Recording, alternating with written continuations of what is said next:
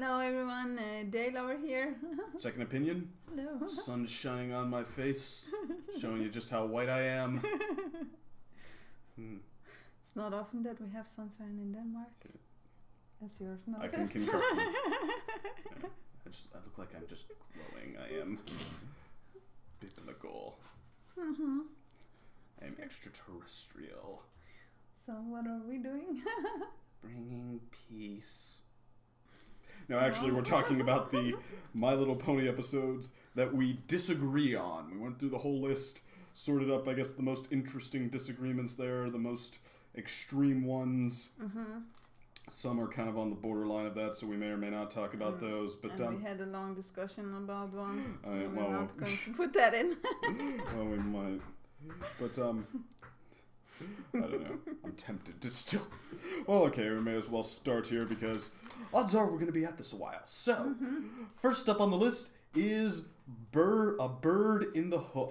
One of us does not like this episode. Would you like to go first and tell us why?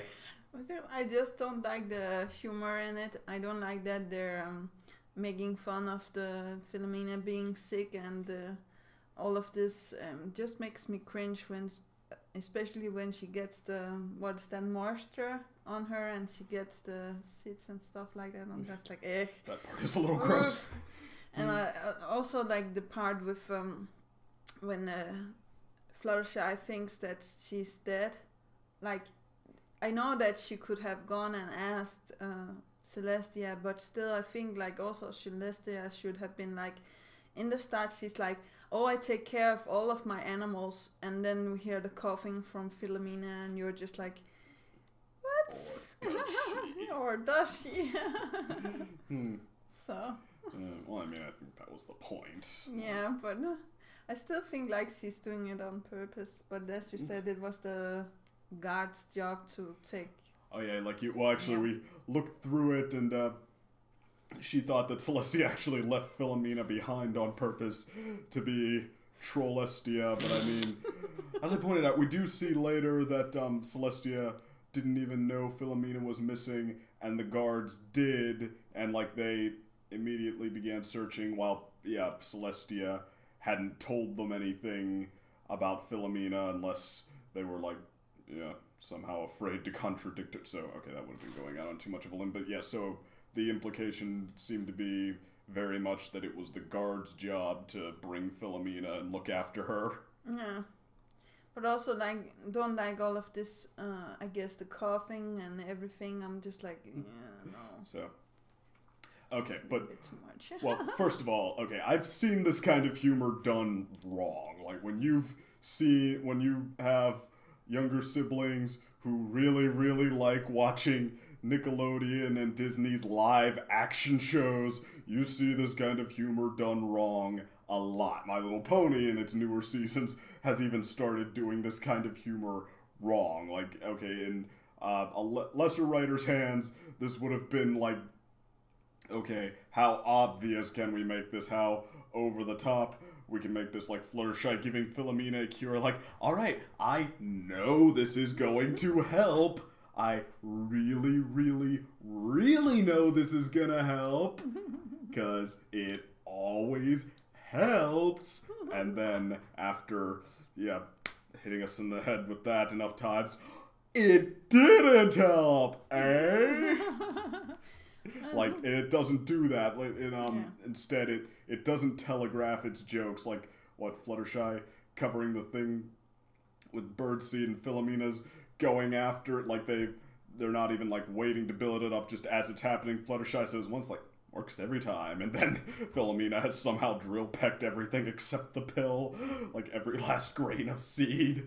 And okay, or like Philomena, like they would have built up how funny she thinks she is, or like being like having her be really in Fluttershy's face with this, or just like almost like obnoxiously oblivious, like making a point of the fact that she doesn't care that this, I don't know, drives somebody crazy. And actually, we learn later on that Philomena was in fact aware of what she was doing, but they don't play it that way. Philomena, this is just the idea by itself that the princess's pet is this vacant chicken thing. Yeah. Like, that's hilarious in itself. But yeah, Philomena, she doesn't telegraph anything. She actually has a really good comedic timing. How about aromatherapy? Just the face she makes after that. I don't like it. I'm sorry. I mean, You like make it sound funnier than it is. well, I mean, but yeah, you can see like how they at least play it right. Like, even if this isn't your style of humor, or even if the gags, it's like, okay, I can see how somebody else might like it, but they just kind of gross me out. Okay, like, fair enough, that happens, but they could have been done wrong. They weren't. They were done with this very good comedic timing, and it's a good character piece too. Like how Fluttershy, that they don't just like.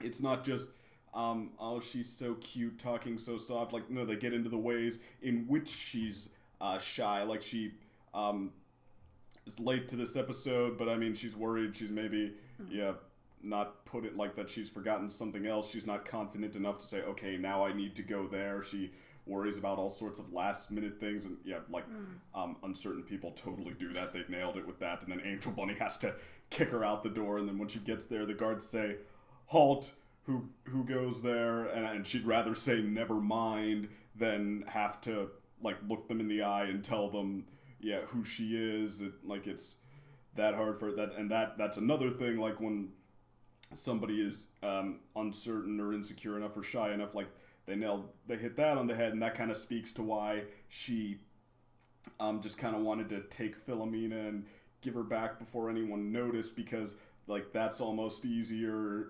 Even though that, that might have consequences, that she just kind of, pushes to the side in her head, like she would almost rather just do it anonymously than say to the princess, like, oh, your bird doesn't look so good, do you mind if I take care of it? Like that, it's actually, and not even, trying to hammer home, trying to make that the most meaningful thing. It just, it uses good characterization to fill in this very simple and very entertaining plot, and just the Benny Hill chase and the all the little things they think up for Philomena when Fluttershy's trying to take care of her. They are going the extra mile there, and I mean, I don't even think it's a fantastic episode. It's not on my all-time favorites list, but geez, I actually I miss the days when I was able to say this much good stuff about even the just solid episodes. But I also don't like the thing with Twilight being a little bit, too forceful with the soup. Twilight's expression, oh, she'll take it, but I mean, I'm just I know that there's being helpful, but sometimes you also need to, if you are sick, and to take care of the one that is sick. But I'm also thinking about the moral of the story is to not take something that is not yours, right?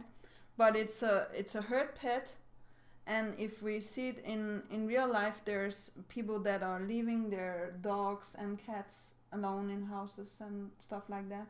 So that is also why I'm I don't think I'm against this moral, because it's a phoenix and it becomes better, but still I'm still thinking about what about these animals that are not taken care of. Should you just leave a blind eye because it's not yours? Yeah, well, I mean, I think what they said, the right thing for Fluttershy to do would have been to say something hey, don't you think your bird needs help? And in this scenario, Celestia could have said, well, she's a phoenix, so absolutely nothing to her. But if Celestia were an irresponsible pet owner, if it was one of those scenarios that does happen, then the thing might have been okay, call the animal authorities, or take Philomena. Most of them that are not responsible for their animals will not say anything, right? It kind of depends. I mean, there are people you can call if somebody's saying It's none of your business. I'll starve my dog all you want. Get the bleep off my property. That's true, yeah. We even have that here, yeah. Shotgun, moonshine, whatever these people get stereotyped for doing. So, what's next? Alright, so... No crap about... Well, I guess that's everything. Okay, so... Next on the list... Okay, maybe if we have time for that, but magical mystery cure. Yeah, my favorite episode still. Okay.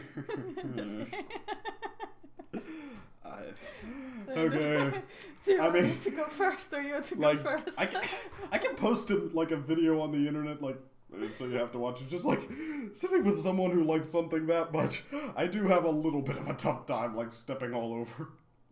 But I don't. Okay, well, for me, Magical Mystery Cure was kind of the start of just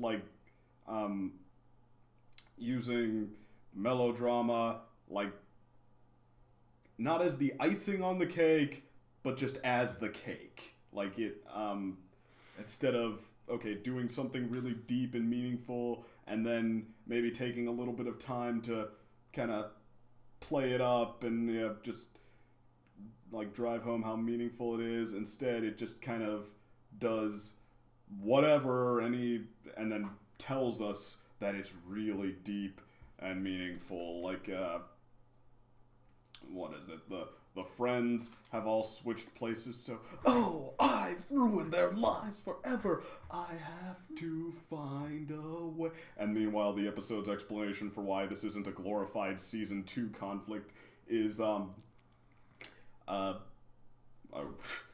have one? Well, I mean, the conversation with Spike with the what about the memory spell used to restore them when Discord not only did that switch them, but it made them act miserable. Isn't that worse, in fact? Well, no, it's not their memories, it's their true selves, which means it's not going to work. It's just not going to work. It's they don't even get how this is what they've actually lost, how this specifically hurts them. It's different. It's not going to work. This is way more serious this time. Oh, what about Zakura's cure for the cutie pox? Oh, well, that won't work because of the stick coming out of the ground. And then, and then to switch back, they have to, I don't even, they have to, relearn something about themselves, play on what they know about themselves or what Twilight knows about them. No, they have to care so much about their friends that the spell just reverses itself. That is kind of where it becomes the Yu-Gi-Oh! If you just believe that your friendship is that special, you'll draw the right card. Even I could have maybe rolled with that if they'd done it really well, just they have to try the right task and then and I don't know, somehow their destiny being switched. See, it's already such a sketchy idea, there's not much way to make it, but their destiny makes it really hard for them to try, but maybe they have to see how their friend is struggling and see what it means to them, and and so, or heck, even better yet, remember, they know their friends, so they know how much this destiny means to them, but then but then it's actually their destiny and not their friends, so then they understand what it actually means to them, something like that phrased in fewer words than I just did speaking off the cuff. But no, instead it's well, hey, I don't know very much about animals, but Fluttershy, or who is it, Rainbow Dash is your friend, so she's a true friend, and I will do anything to help her. Here, I'm kind of trying to help. Oh, look at that! Your care for your friend has overpowered the spell, which is so special, it requires a song. A true friend helps.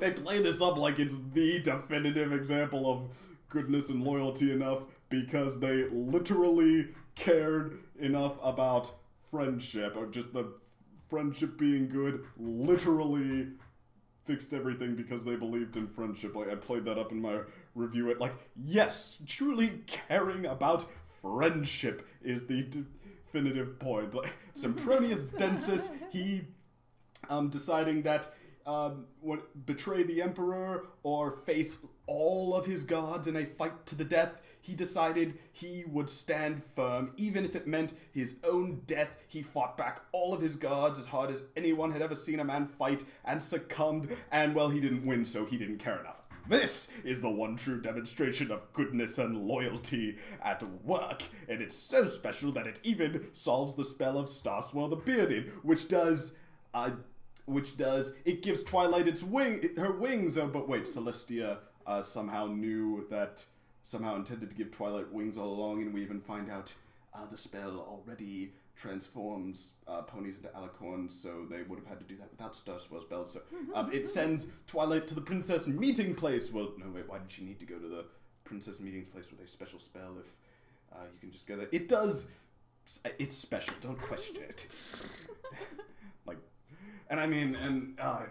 From there, it does lead to a really, really nice moment with Celestia. Like, I mean, I will give this episode, it's almost just,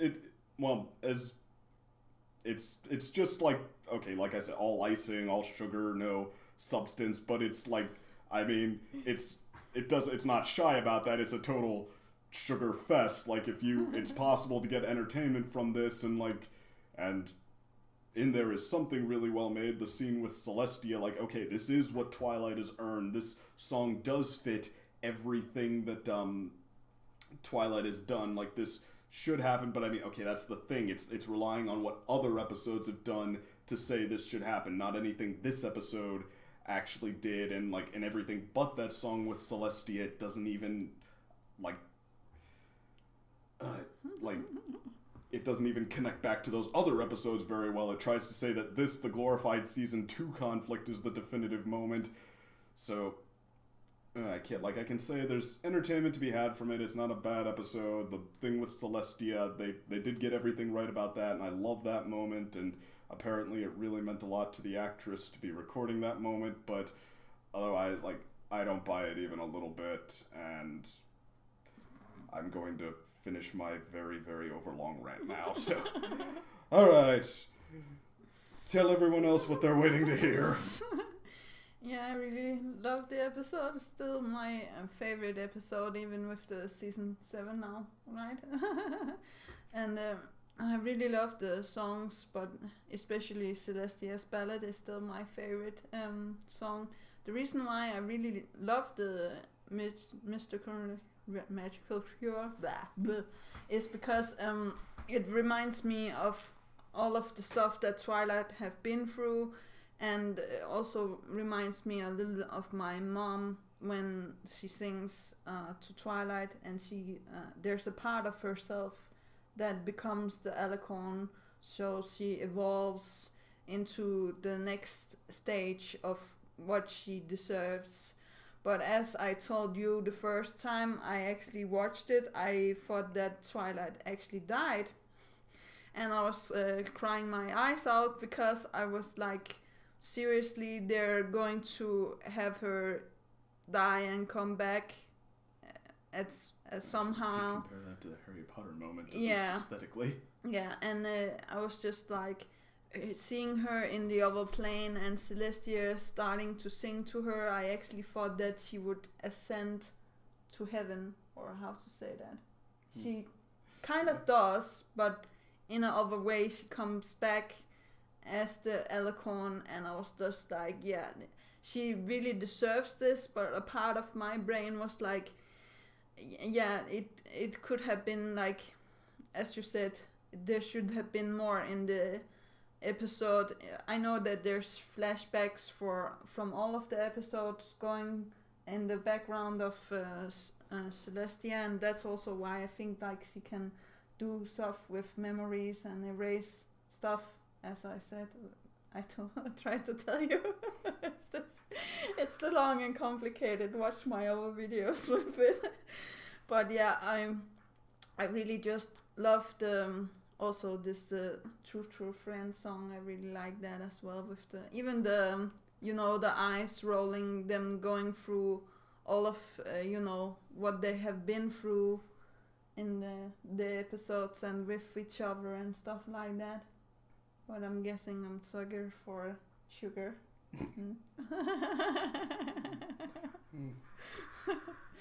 No, just think it's very nice. And also we get to, I think, a part where we need to go further as bronies. Oh, how is that? Yeah. What do you mean? Like we have to learn to let go of Twilight, letting her being the Alicon. Oh, yeah. I mean, I actually, for as much as I,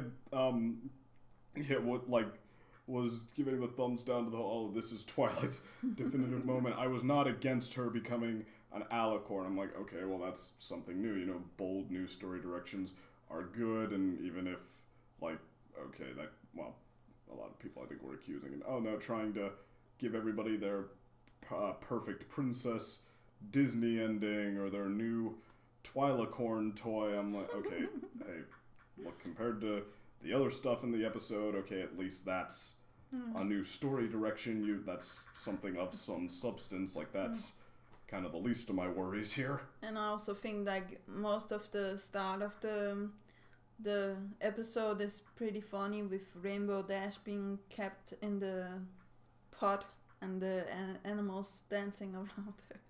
Still makes me laugh. I mean, like the whole apart from the fact that I feel like every time something significant comes up, I have, like, in that episode, I have the nostalgia critic reaction, like, gee, why don't you sing about it? Yeah. But, but I mean, the thing with the animals and the friends, it's, I mean, it's entertaining. I mean, I might have rather had, like, an explanation, like, see it unfold a little more quietly, you would tell the story a little bit, but I mean, it was entertaining. I don't dislike that song. No. Do you think it would be better as a two-parter for you, maybe? Better. Well, okay, I have heard that plenty of times, and, well, I will admit, yes, because, like, okay, more story, like, more time to flesh out your story. You could have, like, heck, they probably would have had to think about, all right, how to make sure there's enough substance to carry this all the way through, but that is not an excuse.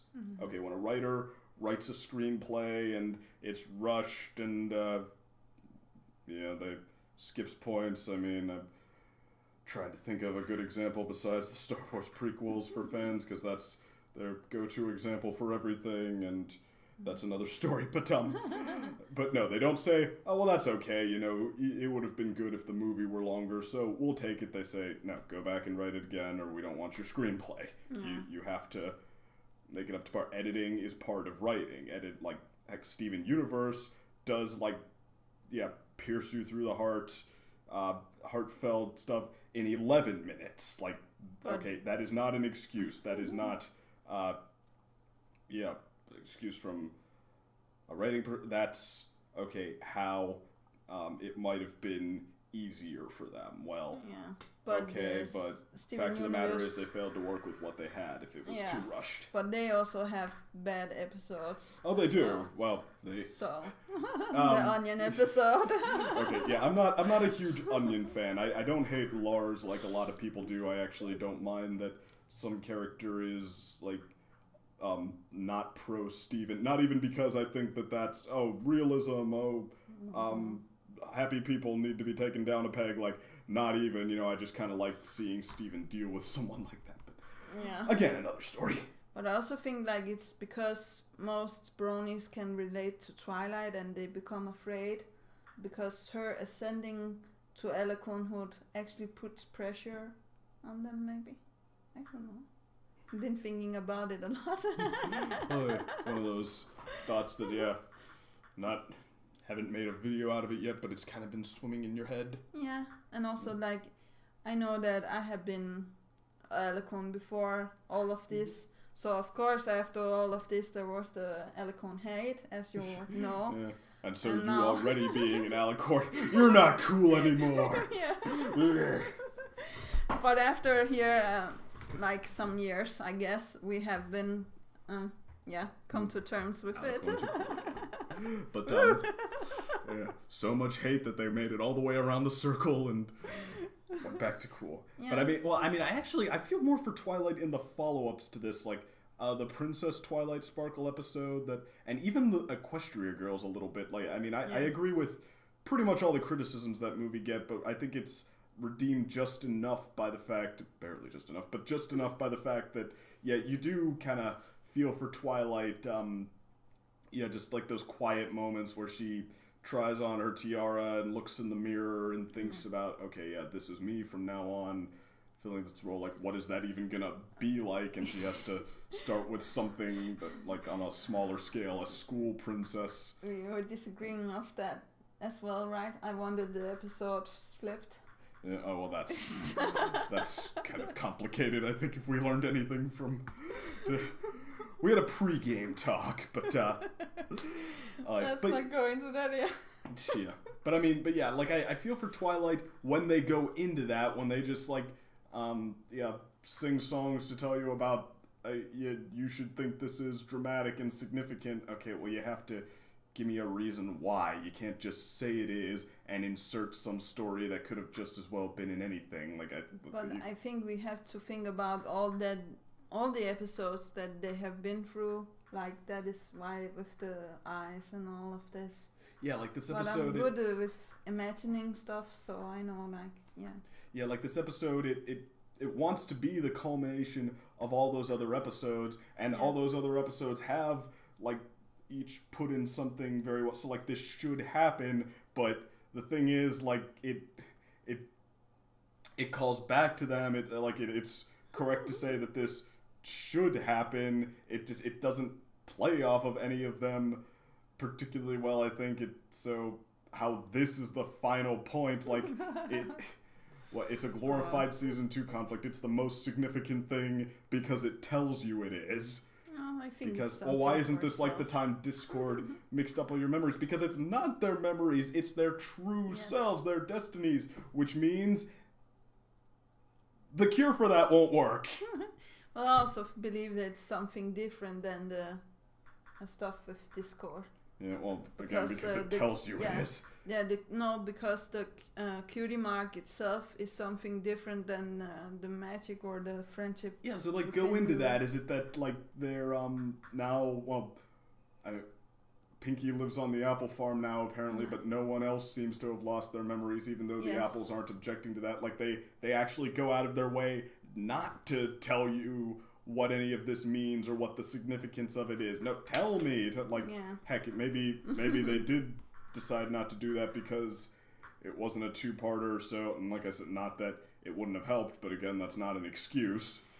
No, but I also feel like some of it would, if you had the imagination for it, I think it's easy for me to put in stuff and be like, okay, I will go along with stuff like that. I thought it was a little bit weird with the Pinkie Pie, her taking over the farm and nobody being against it. But I could see, like, if she have overtaken Applejack's path of life, if the cutie mark, can predict or take the path of your life, she would not have her family there because they would be at the rock farm, and Applejack's parents would be Rarity's parents in this case, and she would not have success with the store and stuff like that. But I guess I have a better imagination too. Well, I think we were talking about this earlier, like, this episode, it's things that fans want to see, and so that's true. As far as just like the filling in the details, you can, like, imagine what it, like, okay, the friendship is significant enough to change back the spell. Like, you can imagine, because they're thinking about all the little things they went through together, or I don't know, Rarity helping Applejack, she's thinking about helping Applejack clean up as she's doing that. Like, okay, you can fill in the, that's the thing. If you want there to be actual depth to this episode, you have to bring it yourself. The episode doesn't do any of that. It doesn't go out of its way to do any of that. So I mean, I think that that's both why this episode is loved by so many people, and why it has a not insignificant portion of backlash along my line of thinking, because okay, it gives you the plot points you want to see, and to some people, like, that's enough for them. They can just like fill in the details themselves. But I mean, to me, that means, okay, you just like failed to be what an episode that actually is about all of those things would actually look like. Or like, you didn't, I mean, like, if I wanted to write my own story, I'd just write my own story. Like, yeah, and I can't do that. I'm sure you could. Disadvantage. But I mean, I guess, like, as much as I think that, okay, that's only a piece of the puzzle, like I said, it's just the icing, it can't be the whole cake. I mean, I do like icing. Yeah. Okay, yeah, sometimes I like, but I mean, still not a cake. But I mean, like, okay, I guess you have to give it some credit for, like you said, it just even like, okay, what's like the scene with Celestia, what an adventure that led to something that emotional would look like. It made you think about things that really are that emotional. And also prepares you a little bit to go further yourself, actually. I was on the multimedia education and almost going to exams. So it was like, I guess, excelling me further. Yeah. Yeah, I mean, like, there's something to be said for unspoken emotions, but I mean, like, well, to me, that's the thing. Okay, an episode that, captures the raw emotion and ties it into really good storytelling. Like, I mean, I think, not only do I think that would be better, I think there are episodes that did do that are better, or that, like what, the Cutie Mark Chronicles, for example, I guess, and I think that they should, get that kind of credit for it. And I think that, like, where episodes like these are actually sometimes, declared not only just as good but better than those, it's like, okay, they're all just the emotions. And I think that, like, like, where I think it gets taken that far a lot of the time is that people well, they're not actually out, like, it's not actually about a story. It's just like, how much this episode can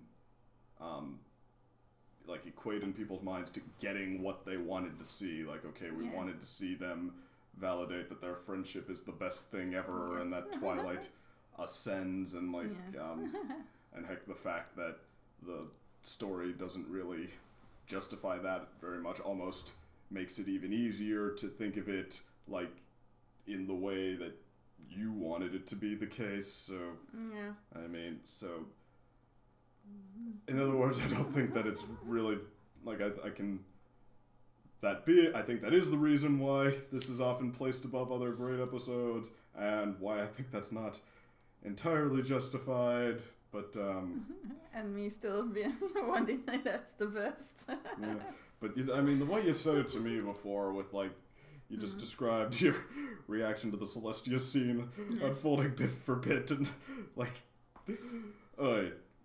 and the way you, like, phrased it, I mean, it's harder to do when we're just going back and forth like this, but I was totally just like, my heart!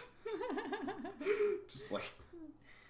Actually, the song can still make me cry, Celestia's Ballad, because I'm thinking so much of my own mom and, everything that we have been through in our lives.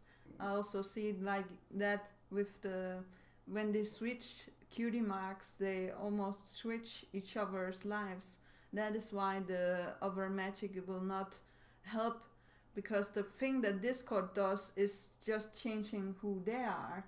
He's not changing all of their lives, all of it. Well, I mean, and the cutie mark is a representation of your life Yeah, I mean, no, they describe, like, aesthetically how it's different. I mean, I kind of want to see how, like, okay, what you're going through then when you get hit by that is different. But I mean, okay, yeah, it's like, I guess I'm a little bit more emotional with this. Yeah, well, I mean, it's like, you know, okay, I mean, it's hard to argue with raw emotion. I can see why it's on then some people's favorites list, and it is really hard to to tell them that that's wrong. So I mean, I can understand that. I don't think that like in the that you want. Yeah, well, obviously, I mean, I'm going on here, like, but okay. But yeah, if you were gonna make like I don't know if there was somehow like a definitive list of favorite or all-time great episodes, I would argue that this would really not deserve to be on that. Maybe like get it, but I can more than understand, I guess, why it's on some lists. And besides, like I said, like just at least it makes like no bones about what it. Well, I mean, maybe it thinks it's being deep and but I mean, it doesn't try to like well. It is. I mean, it is what it is the whole time. It is very clearly like the songs and this just like very emotional tone. Like it just like it is. Well, it's pure melodrama, but it's pure melodrama. It's like all the pros and the cons of that. I mean, like even I say, okay, at least it's entertaining. I mean, Ooh, maybe I like melodrama. Yeah, I mean, maybe like not enough for me to even consider it really a good episode, but heck, I like it better than the one right before it, Games Ponies Play. Like, there's something to be had from watching it. Yeah, I don't know if many people do, really. So. What was next? All right. Before we bored people. Yeah. Some Pony to Watch Over Me. Yes. Which... Similar story here last time, except I think more people are on my side for this one. Like, yeah, so, okay, and as I think that the unusual opinion is yours this time, yes, let us have it. Yeah. Because I really think it's a good episode, because we see the way that Applejack actually cares for her little sister. We know that the parents are gone, right? We know that she's old enough to take care of the house and stuff like that herself. I think that's a good point. But when Applejack goes out, she becomes, a little bit too overprotective and goes back and see if everything is fine, and then it escalates. I just think it's funny with the 3 helmet stuff and all of this, like her being so overprotective. You can really also see your, I guess, my parents, because I have a very overprotective mom. I really like that. Actually, I have nothing against that. But sometimes you just see like, this is enough. I don't need to be put in bubble wrap and being taken care of. But then she does the very stupid thing with going out for herself with the card to the, what is that, a manticore stuff? Or no, a chimera. Chimera, yeah. And Applejack leaps in and saves her. And there I could really see myself doing this for my brother, my younger brother, defending him for everything, and also being maybe as overprotected as Applejack. And I love the way that it ends with the family getting the cakes and everything is fine, and the Cajun stoners. Yeah, well, say family's family, right? Well, are they? They're not Applejack and Applebee's family, are they? No, well, I don't know. I thought they were just ponies who ordered some pies off of them. We are all family. I don't know. Well, granted, I mean, yeah. I don't know how many ponies are going to be willing to fight a chimera to give you a delivery, so maybe you should start treating them like family. Yeah. But yeah, I think they were... It's also hilarious that it needs cheese and the chair and all of this stuff. It's like... I mean, like, some of this stuff, it's like, okay, how does throwing a goat a block of cheese after the fact help? But I mean, like, what's something for each head that is kind of immediate. I will say, like, stuff, you brought up the, multiple helmets and stuff, like, okay, to some people, this episode is just, like, the cringe episode to end all cringe episodes, like, okay, it's just so far out, like, how could you go this far and possibly think it was any good? It's beyond dumb, it's this, okay, my episode that is, like, that basically is, Spike at Your Service. I think that is, okay, the whole thing is an excuse for a bunch of hijinks and, not even good hijinks, I think, although, like, it's almost hard, well, in some ways, like, it's very, very easy for me to get mad at that episode. In some ways, it's almost hard, because it's like, okay, well, an excuse for hijinks, that's pretty straightforward. You either like the hijinks or you don't, but, and then the other voice says, how could anybody, but, this episode is, on the other hand, instead of just, like, an excuse for a bunch of dumb hijinks, like, it starts out as that, and then it almost goes a step farther to the point where I go from, like, to, it's like, just the multiple element thing, and like, it's almost so, like, this episode, okay, it goes from kind of just, like, I would say dumb, to just, like, downright unhinged. Like, this episode might be certifiably insane in some ways, and I mean, and unlike, Spike at Your Service, like, get it, waka waka waka, that's funny, isn't it? Like, no, this episode, it seems like it knows exactly what it wants to do. Yes. With just I mean, because actually some moments are just, like, legitimately well-timed comedically. Sweet Belle and I can take turns. That way, if one of us gets tired sleeping, the other one can take over. No time for a song. Get out of here. Scootaloo? No.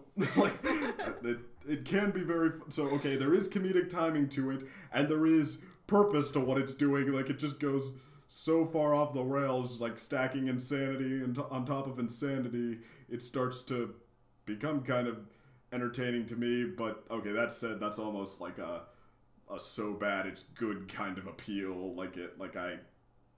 Okay, it is what it is. It is what it wanted to be. It's entertaining in what it wanted to be, but okay, as a story about these characters, like, okay, I only recommend it in that it's entertaining in spite of the fact that it fails to be that. Like, I think that Applejack being overprotective, like, okay, we saw that in Bridal Gossip, for example. I think it was well done there, like, don't go off on your own, or trying to constantly shelter Apple Bloom. Like, get off me. Like, that makes sense. That's how I can imagine Applejack being overprotective, yet chasing her down when she's an inch tall. The whole, who put pillows on the rake? Maybe someone who rubs her window sister and doesn't want her to get an ow. Shut up!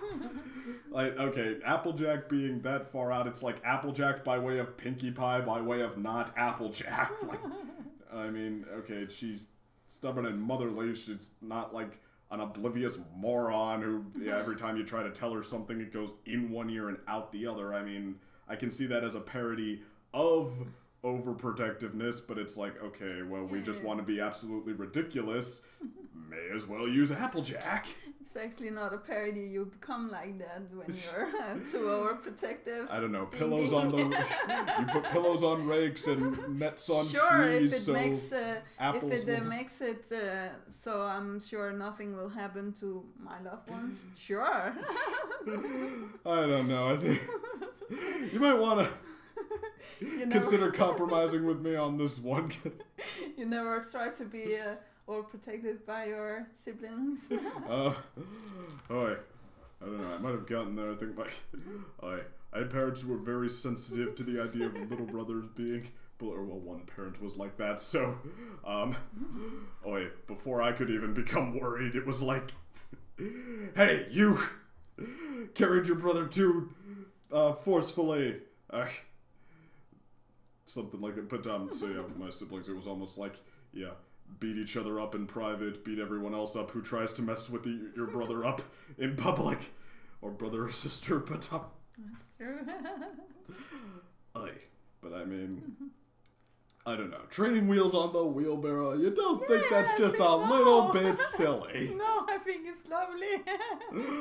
Because I also see the parents again, like when you learn to bicycle, some parents will put the training wheels on your cycle, and it's a metaphor for, letting go of your children and let them grow up. Okay, parents do put training wheels on bicycles. Do they put them on wheelbarrows? No, but it's what it's representing. Cycles in real life. Come on. I thought it was representing waka waka waka. Applejack's overprotective, Well, and she also gave her the that. safety helmet again Yeah, for the it's so third cute. time.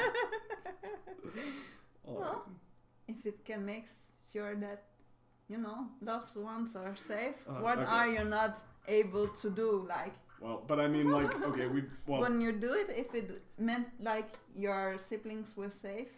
Well, I mean, you'd protect them and you go out of their way to make sure they're safe, but I don't know who honestly thinks this is going to make their siblings safer, especially since we've never seen Applejack act like this before. Like, we've seen her do chores with Apple Bloom in Sisterhood Social, and Apple Bloom's allowed to try her own thing, and, like, heck, even when Sweetie Belle says, well, I think I might not be good enough, we see, like, now Applejack, she, in her own way, does want to help you reach your potential. Like, that's just stinking thinking. Go for it. I know that, okay, that was not country at all. That was New York by way of a bad mafia movie. But again, I have the imagination with, her being alone with her sister, not having the parents, right? And being protecting her, wanting to fill in almost as the mom in this case. Well, okay, granted, I have seen people talk about how it's,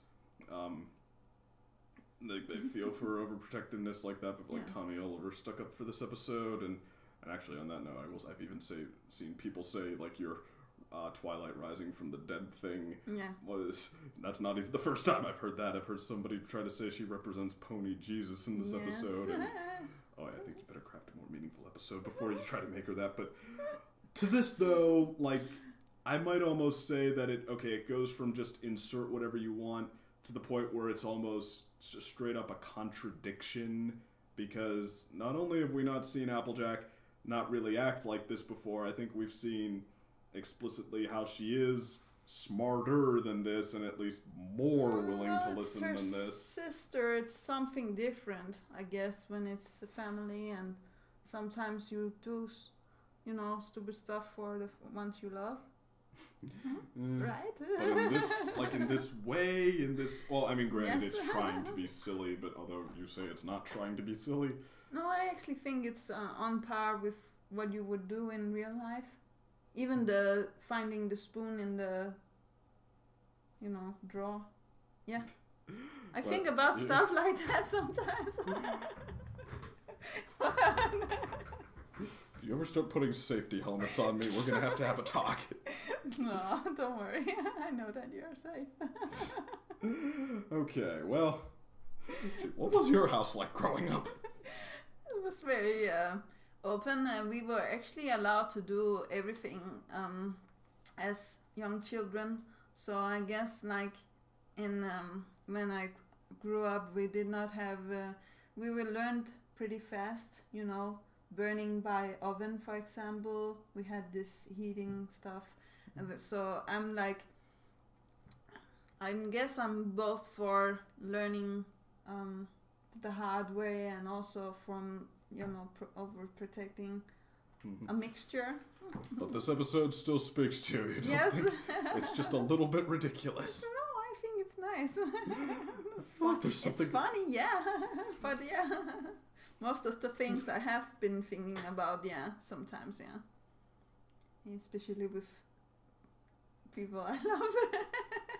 Thinking about them, but acting on it like that? Yes, I've protected my brother, yes. By putting pillows on his rake? Well, if that's make it so I. But it sure wasn't. that The we're idea was just safe. that Applejack's being a knucklehead. Oh, maybe. But if it doesn't, in your head, it may not be the right way to make it so, but you will just do it anyways. My brother was actually very sick when he was smaller, and sometimes I would try to, do things that was not making sense, even though that would not cure him. So, for example, getting him a lot of pillows, or tugging him in, or taking care of him, almost putting him in the bubble blast, even though it's not necessary. And then my, parents come and be like, yeah, this is, we know that he's sick, so, but this is not necessary. Yeah. Maybe I can understand a little bit. Oh, I don't go for that ending much either. That was another one I did as my storybook reader character. So remember, children, if someone has no faith in your abilities, simply prove how much you can do by doing the most reckless, dangerous, stupidest thing you can think of. That I would and agree failing on. at it. Yeah. That will show them how capable you are. Because Apple Bloom got the apple pie cart slightly farther than Applejack thought she would, so now she's proven she's capable. Yeah, I would agree on that, because I also feel like she should have gotten a better scolding, or how's that? She should have gotten a month's detention or something. I don't know. This episode's logic, she shouldn't have been allowed to leave the barn without Applejack hanging on her shoulder for the rest of her life. Oh, I think that is a little bit too much. Well, yeah, that's like compared to what Applejack was doing sooner, just because she couldn't get spaghetti out without... Okay.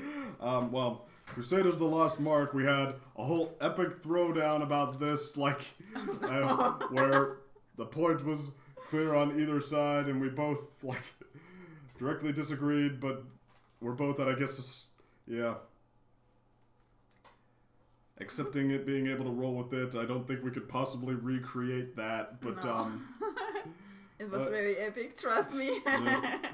We could give a rundown our points with that. Actually, the better suggestion might be just go watch my review of Crusaders of the Lost Mark. I think I said it about as well as I could say it there, but I mean, the short explanation is I think it's kind of like Magical Mystery Cure again, except this time, instead of just, using icing as a cake instead of icing the cake, I think, instead of just pure sugar and fluff and just, like, meaningless feel-good drama, I think I think you can't enjoy it that way because it tries just hard enough to give you something meaningful to highlight the fact that it doesn't give you a single meaningful thing. Like there are moments there where I'm like, okay, you're on the right track, and you, let it sink into pure meaningless melodrama again. Like Diamond Tiara, okay, she's, this is something that's been gnawing at her for a while. She's singing a song about how, what are the lines? Like, I'm as strong as a stone, even that's not enough. And then, like, before we're halfway through that song, it's become, because she doesn't have a good parent. Look, the cake kids have good parents. Nobody does that for her. It's all the mom's fault. Like, the second the mom pops up, I'm like, this has been in every, like, hacky fanfic they've written about how to redeem Diamond Tiara. Oh, it's all some, cartoonishly snobby mother's fault, and that's the whole explanation. Some cartoonishly snobby mother is actually 100% to blame for Diamond Tiara. It's not just one of those things that happens to spoiled kids when they get one too many things their way. No, she's suffering because of a snobby mother who's forcing her to be it's all her fault. And then this song, okay, filling in, like, showing us what goes on in Diamond Tiara's head, like, before it's a third of the way done, it sinks into also, it's all the mom's fault. Diamond Tiara is suffering. And then same thing next day with the Crusaders, like, we kind of wanted to invite you to our clubhouse to hang out. Really?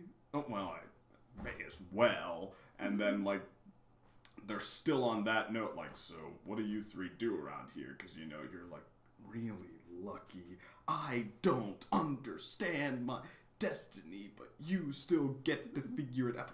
There was no progression to that. You were setting this whole thing up, this like really, Diamond Tiara is reluctant to trust them, but yeah, it could be like a whole strained, difficult, slowly growing bond between the Crusaders and Diamond Tiara. But instead, it's just like you started out as that, and then it just like that turns out once again to just be the setup for the melodrama. And like, I don't want to do another magical mystery cure rant, so maybe I'll just respond to whatever you say a couple of times, and we can move on from this.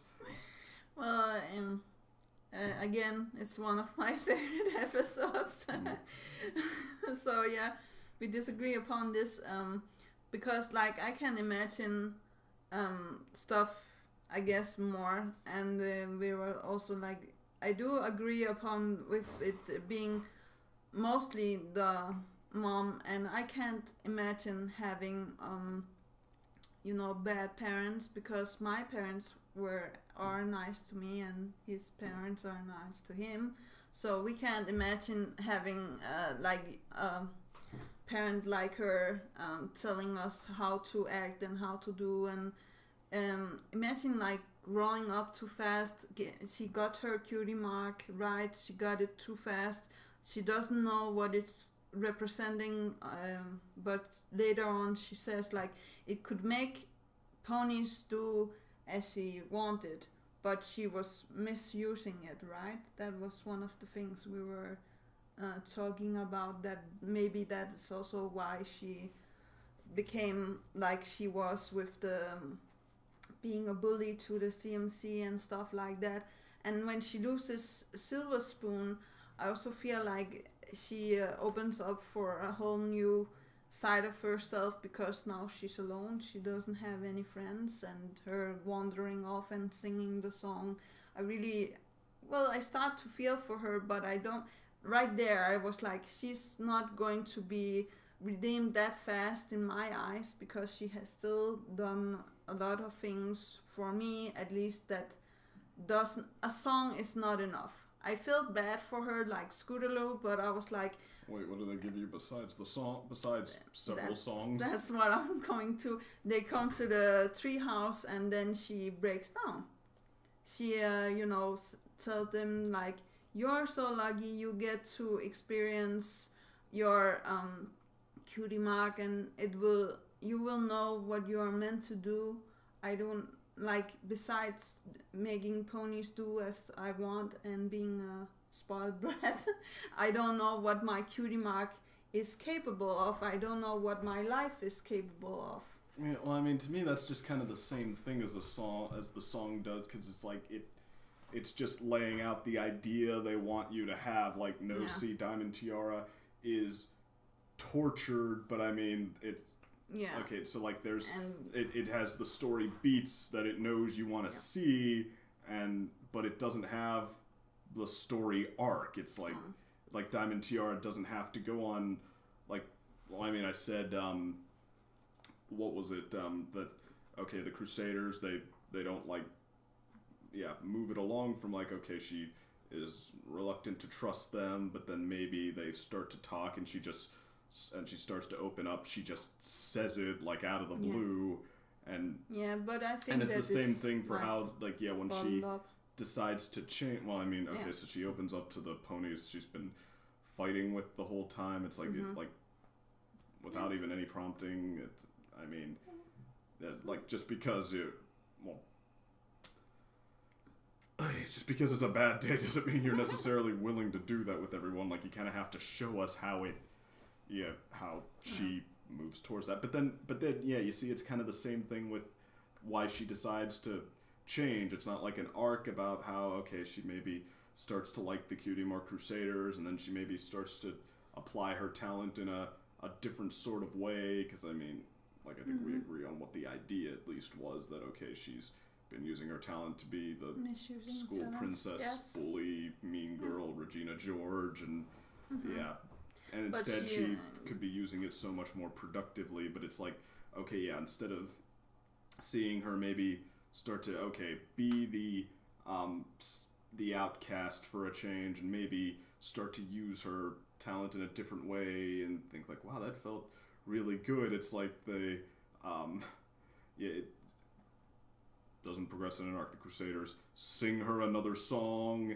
when they find an excuse for it, aka that she's tempted to go back to the dark side being the excuse, and then, I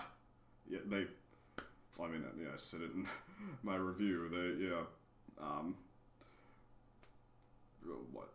Rainbow Dash learning she's not stupid from careful observation of how she thinks and applies things, and going through what doesn't work for her versus what might fit her style a little more, or Twilight learning that you can't always excel in Winter Wrap-Up, but you can't, and Diamond Tiara learning that she's better than this, and there's a better way, because someone says, hey, you're better than this, and there's a better way.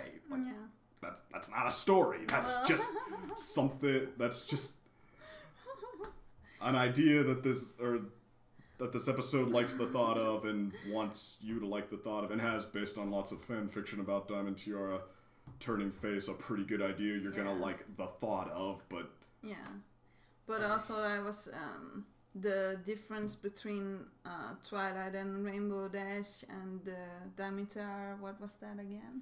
You said, well, okay, because Diamond Tiara is a child, yes, but okay, she's children still influenced by her parents.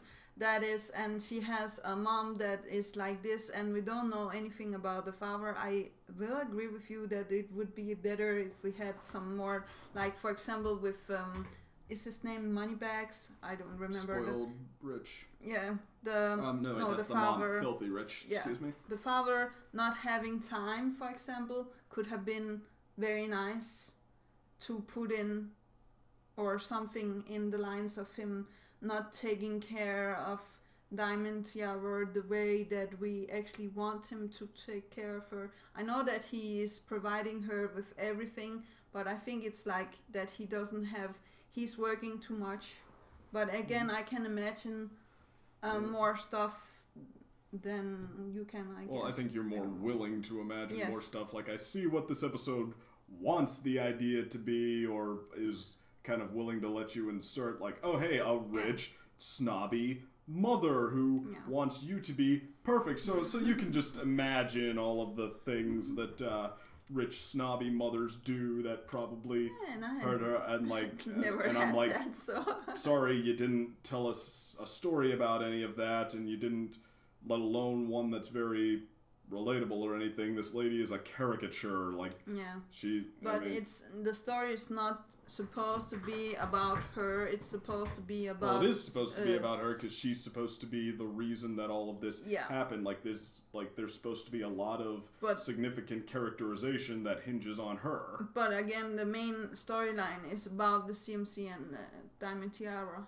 not the mother. Well, but I mean, she's the obstacle, she's the main conflict. She's that's a pretty significant thing. That's like, I mean, so you want to do a big takedown, you want to talk about how these horrible parents can do things when your demonstration of that, but that's the thing, how depression. I'm saying you have to bring that to the table for the episode, like, because the episode, how far the episode works to bring that to life is, okay, here's that snooty mother caricature, fill in the blanks.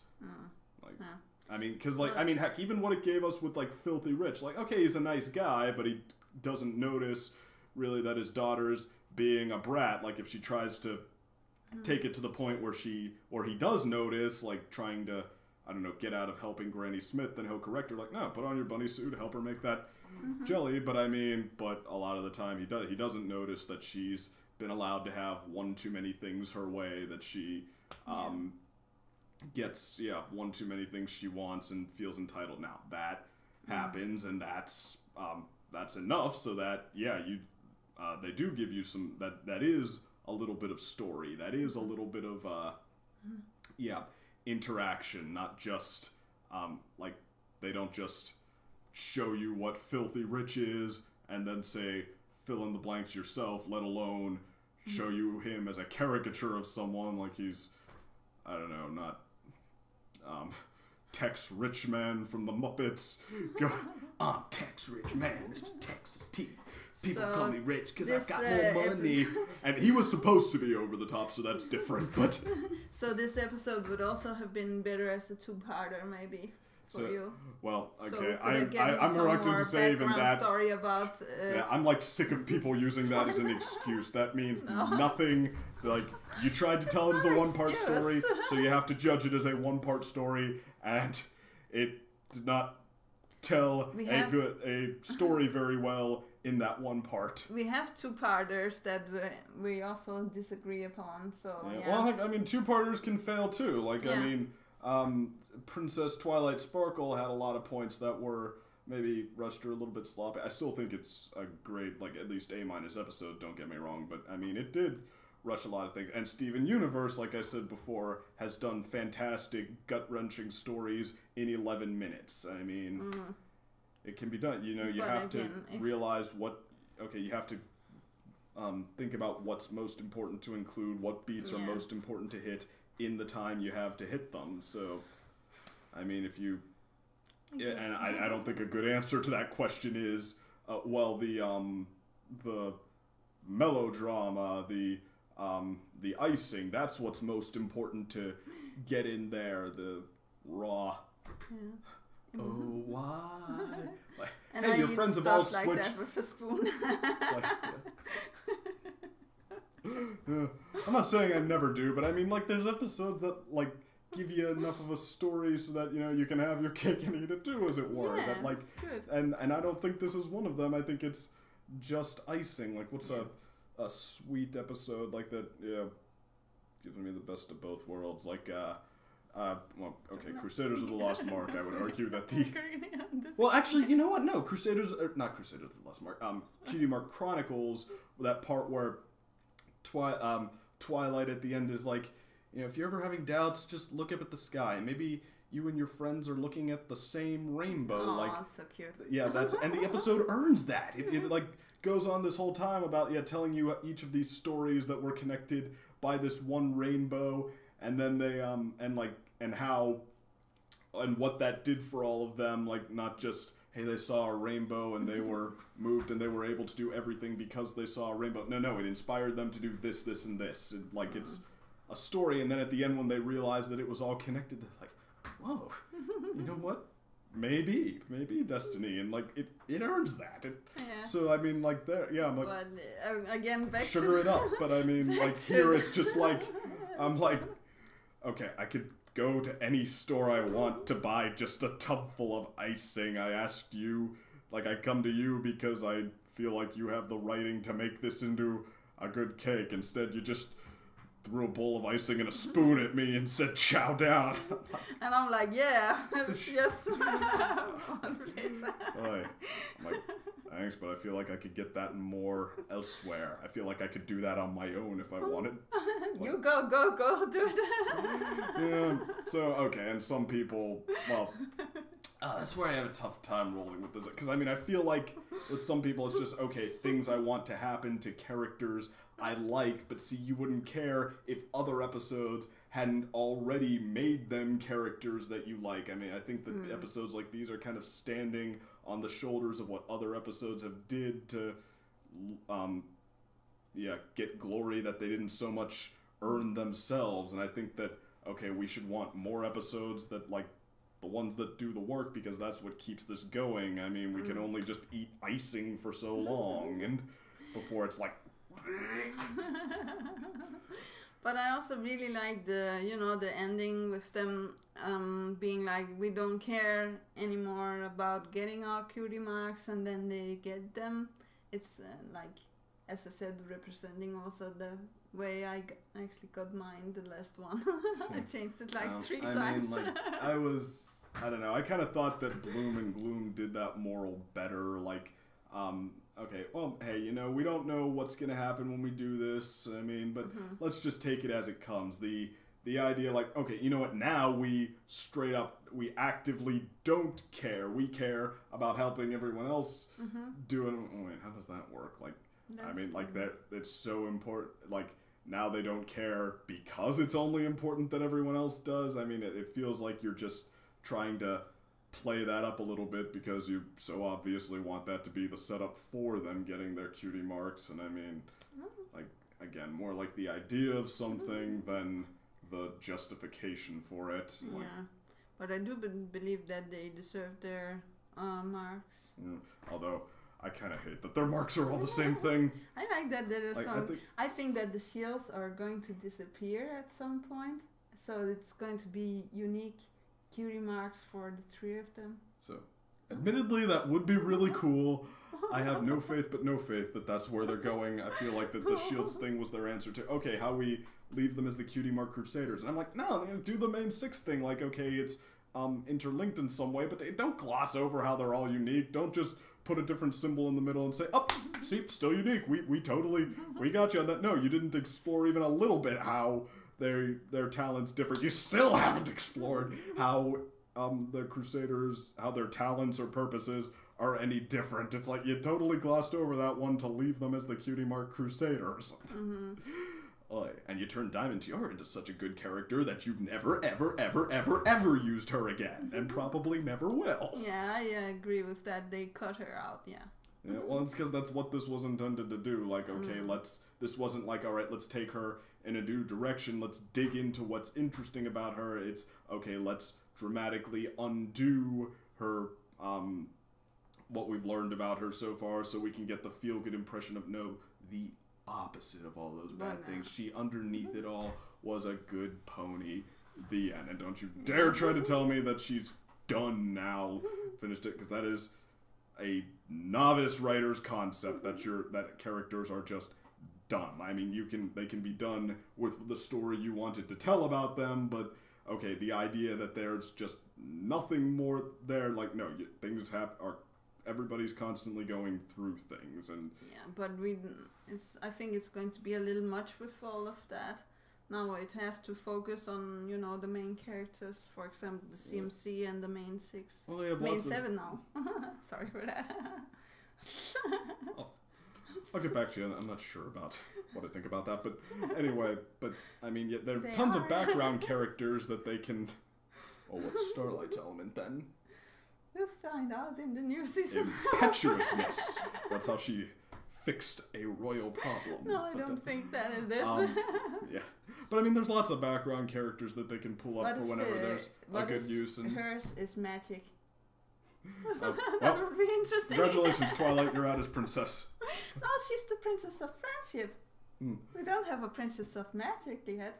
Yeah, so she can pass down the element of magic and just be like princesses out of the main 6. Yeah. You know what? I almost wish they would do that, because as heartless as that would be, at least that would be like interesting with Twilight. They've just been like vaguely trying to keep her in the picture for a while now. Yeah, that's true. So okay, like I would not mind if like, okay, Twilight got thrown out as the element of magic and then had to like really, really question now if this is what she wants to herself, like just be the princess who cheers on the elements of harmony instead of is a part of them, or who is like their Zordon or something like that. Yeah, that's true. What's next?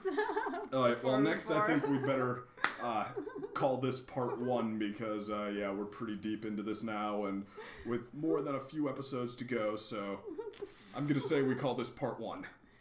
This is part 1. Alright, take care.